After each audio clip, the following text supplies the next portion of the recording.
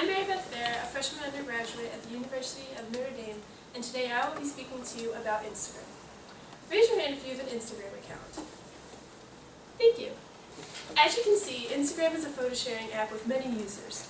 Recently, it has gained over 400 million monthly users. Many women have used this site in order to share photos of themselves and their lives with inspiring captions such as fitness, or fashionista, or living my best life. Through these photos, they have gained hundreds of thousands of followers and thus a large influence on their followers. Today, I'm going to present my research in order to argue that these accounts are damaging to the mentality of their followers, and thus information regarding these sites on Instagram should be incorporated into the middle and high school curriculum health classes. Now, what exactly are these accounts? Here are some images from accounts for examples. Here's an example of a specific account. As you can see, a normal 21-year-old Australian law student has been able to gain over 500,000 followers just by posting pictures on Instagram.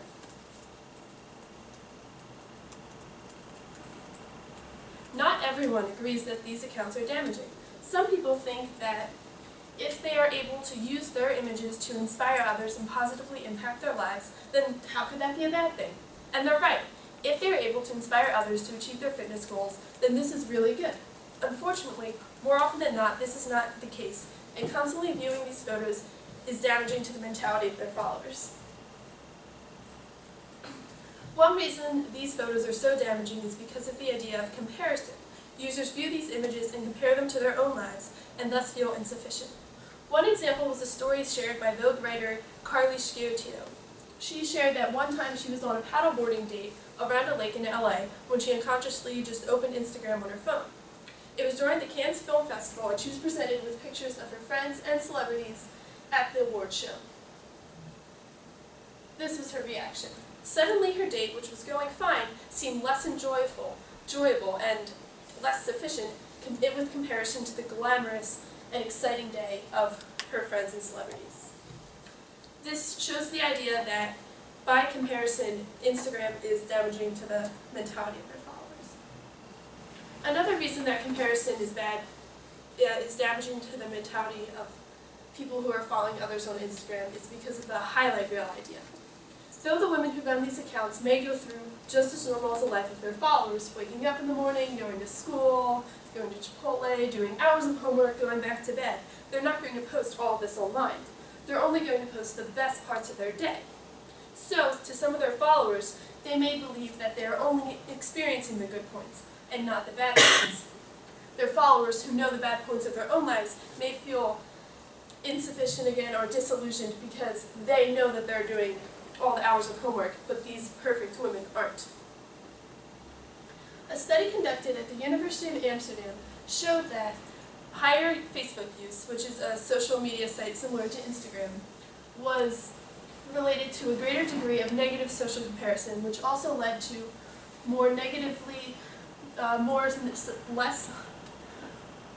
less self-perceived social competence and physical attractiveness. So, by viewing these photos and comparing them to their own lives, they had less perceived social competence and thought they were less physically attractive. A second study conducted at the London University of Sussex showed that when exposed to images of models, body satisfaction and self-esteem was lowered. Since many of the women running these social media celebrity accounts have model-like physiques, viewing these photos reduces the body satisfaction and self-esteem of their followers. One specific example is the story of Asina O'Neill, an Australian teenager who had gathered over 500,000 followers on Instagram before she decided to quit social media. Her decision was motivated by many negative impacts her account had on her own personal life, but she also cited the negative impacts on her followers. She argued that when her followers cited her physique as goals and were striving to be like her, while she was conducting in unhealthy habits in order to maintain her physique, it was unhealthy for her followers to be striving to be like her because it was encouraging them to also engage in these unhealthy habits. Another problem she cited is how social media was not real life. It was contrived perfection made to get attention. While many of these photos may seem candid, they were actually very staged. And again, it relates to the idea of comparison. Their followers may compare their own candid life to these candids, when in reality they were very staged photo shoots. And again, their followers are made to feel insufficient. A Scenish story shows how damaging these effects are by someone who runs the accounts, but they are also very damaging, or you can also see the damage by the people who are following through comments on photos. These comments were gathered from photos of women simply smiling on the porch or posing with beauty products. As you can see, these comments show the negative effect on self-esteem these photos create. Fortunately, humanity is not doomed. By incorporating content regarding Instagram and social media celebrities into the middle and high school health curriculums, we can arm young women with the information they need to stay safe online. This is not a completely new idea. Several health curriculums, such as these from the high schools in Colorado and New Jersey respectively, show that we are moving to incorporate the impact technology has on wellness into our curriculum. But I argue that we should incorporate information specific to Instagram in order to fully equip women to stay safe on the site. A study conducted at Old Dominion University showed that the adverse effect of media exposure was significantly reduced when women were given media literacy information. This is very important because they were still exposed to the images, the same images as the group that was not given the information, and so the body image was reduced more.